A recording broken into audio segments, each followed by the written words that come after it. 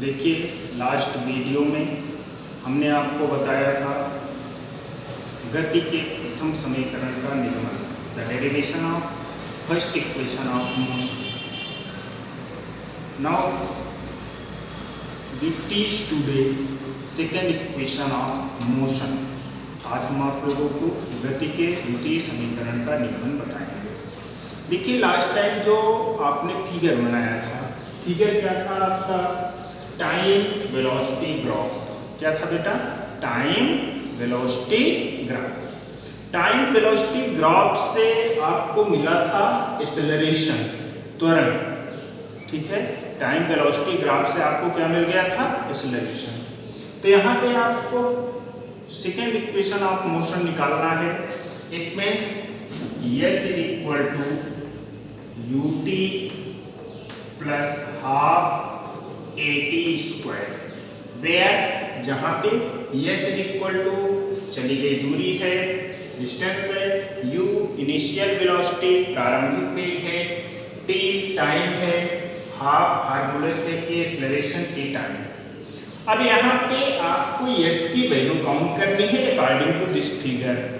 Otherwise from this figure, इस चित्र से आपको s की वैल्यू प्राप्त करके इस समीकरण को प्राप्त करना है। ठीक है, तो यहाँ पे देखो, ये इनिशियल पॉइंट है, ये दो एक्सिस हैं, x एक्सिस, ये y एक्सिस। ठीक है, ये इनिशियल पॉइंट है, प्रारंभिक बिंदु, मूल बिंदु है ये। यहाँ से ये इस y एक्सिस पे वेलोसिटी को रिप्रेजेंट किया गया है और इस x एक्सिस पे आपको टाइम को प्रदर्शित किया गया है। ठीक है, अब यहाँ पे देखिए, इनिशियल वेलोसिटी इसकी u है, लास्ट में इसकी वेलोसिटी v हो जाती है।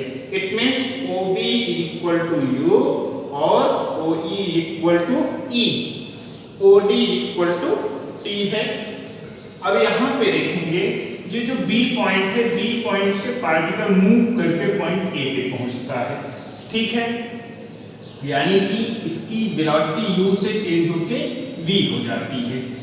अब यहाँ पे देखेंगे आप, अगर ये टोटल v है तो AB भी आपका क्या होगा? v ही होगा बेटा। और OB आपका u है तो CD क्या होगा?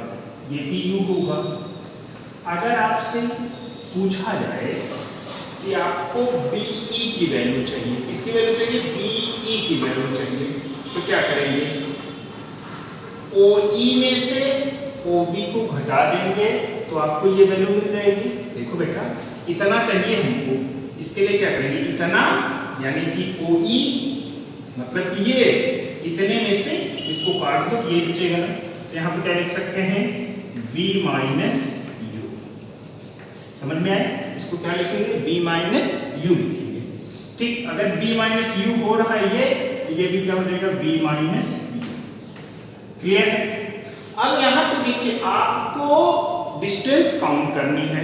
इसके लिए हम क्या करेंगे? इसकी डिस्टेंस s काउंट करने के लिए चली गई दूरी, हम क्या करेंगे? ये जो ODCBAC,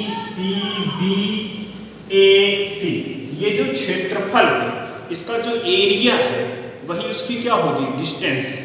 तो यहाँ पे हो जाएगा s is equal to OBAD का क्षेत्रफल, OBAD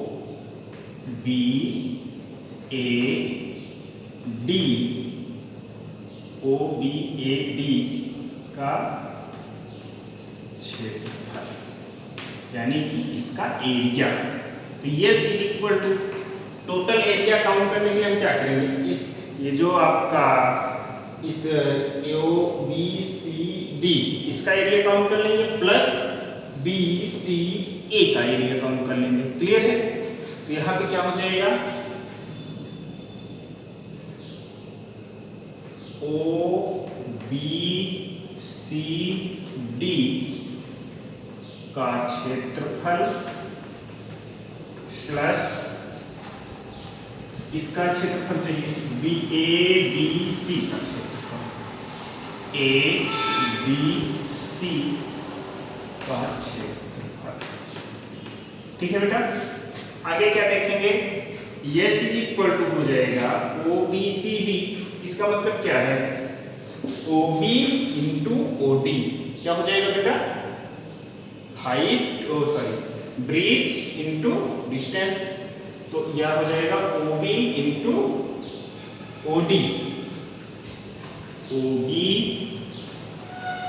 into OD plus ABC का एरिया चाहिए, तो ये क्या हो जाएगा? हाफ, और यहाँ पे बेस इंटू परपेंडिकुलर, आधार गुणे लंब। बेस क्या है? BC into AC। ओके, अब यस इज इक्वल टू हो जाएगा, OB की वैल्यू क्या है? लिखो U, OD की वैल्यू क्या है? T, प्लस इसको लिख दिए हाफ फार्मूले से। BC की वैल्यू क्या है? BC की वैल्यू क्या हो गई? T, और AC की वैल्यू क्या है? B minus U। Okay, then S is equal to UT plus half T, और V माइनस U की वैल्यू क्या होती है? इक्वेशन ऑफ मोशन का first equation, V is equal to U plus AT, ये है ना बेटा? U को इधर लाएंगे तो V minus U is equal to क्या हो जाएगा? AT हो जाएगा। यहाँ पे क्या लिख सकते हैं? V माइनस U के प्लेस पे AT, तो यहाँ हो जाएगा S is equal to UT plus half AT square. Now here define the first equation of motion. इस तरीके से आपने इक्वेशन ऑफ मोशन में सेकेंड इक्वेशन ऑफ मोशन का डेरिवेशन प्राप्त कर लिया। ठीक है, आपने फर्स्ट इक्वेशन ऑफ मोशन में क्या देखा? V is equal to U plus AT। Second equation of motion में क्या देखा? S is equal to UT plus half AT square. Okay, ये जो डेरिवेशन में बता रहा हूँ ना, इसकी लैंग्वेज आपको लिखना है। अगर हिंदी माध्यम से है तो माना एक मूल बिंदु O है जिसपे दो अक्ष X और Y है, ठीक है, जिस पर X अक्ष पे समय को प्रदर्शित किया जा रहा है और Y अक्ष पे वेग को। इस तरीके से ग्राफ जैसे भी आप मेंटेन कर रहे हैं, बना रहे हैं, ये लैंग्वेज लिख सकते हैं। अगर आप इंग्लिश मीडियम से हैं तो सिंपल लैंग्वेज लिखने की कोशिश करो।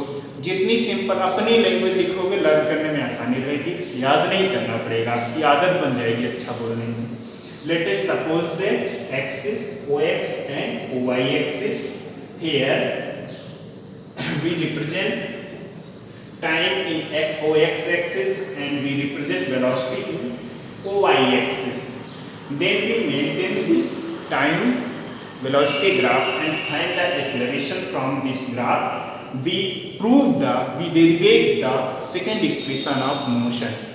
और इस तरीके से इस इक्वेशन का डेरिवेशन हम देख सकते हैं, सॉल्व कर सकते हैं। देखो कठिन है, एक बार अभ्यास करो, 2 बार 3 बार, आपके पास वीडियो है, 2 बार 3 बार भी देख सकते हो, लेकिन ये आपको आना चाहिए, इंपॉर्टेंट है। ओके।